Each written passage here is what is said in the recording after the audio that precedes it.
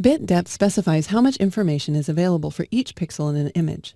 The more bits of information per pixel, the more available colors and more accurate color representation can be achieved. For example, in the first image, it has a bit depth of 1. It can only display 2 possible values, black and white. As a result, 1-bit images are not very common when working with images in Photoshop. An image with a bit depth of 8 has 256 possible colors or grayscale values, making 8-bit images much more useful than 1-bit images. Photoshop stores this information in a channel. There are 3 common types of files that you will work with that are all considered to be 8-bit in Photoshop, but have very important differences based on the colors or shades of grays or number of channels that they contain. Let's start with this grayscale image.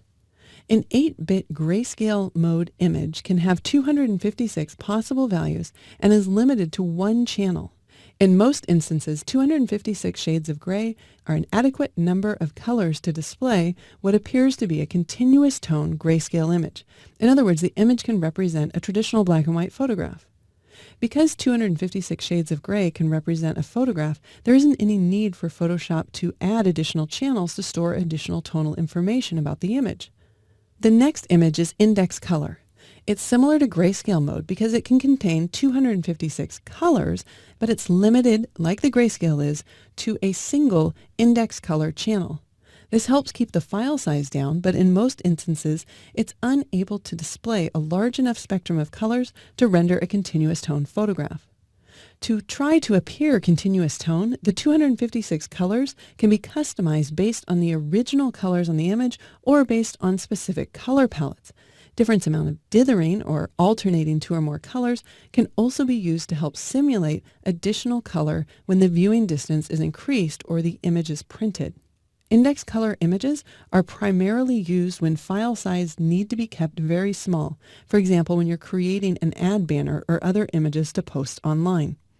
The third color mode is RGB. Similar to the grayscale and index color modes, an 8-bit RGB image can have 256 possible colors. The key difference is that RGB images have 3 channels to store this information, the red, green, and blue channel. With 256 possible values for each channel, RGB images have over 16 million possible color values. In most situations, an 8-bit RGB image can represent continuous color in a photograph. However, 8-bit RGB images obviously don't represent all of the colors in the world. There are certain colors that aren't represented at all, which can result in an inaccurate representation of a scene. Many times this can be seen in photographs that have very subtle changes in color and tonality over a great distance. For example, a sky at dusk where you might see bands of color streaking across the sky.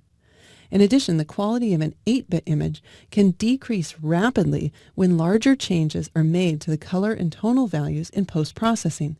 To help solve this problem, both the RGB and grayscale color modes can support higher bit depths, 16 and 32-bit. A 16-bit per pixel RGB image has 4,096 possible values for each channel, much more than 256 of the 8-bit.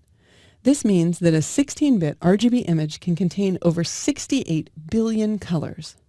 A 16-bit grayscale image can contain over 65,000 shades of gray, a lower number because of course there's only 1 channel.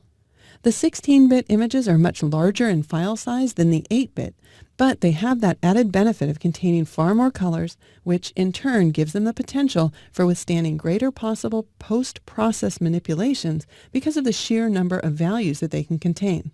So I prefer to do my editing in 16-bit whenever possible.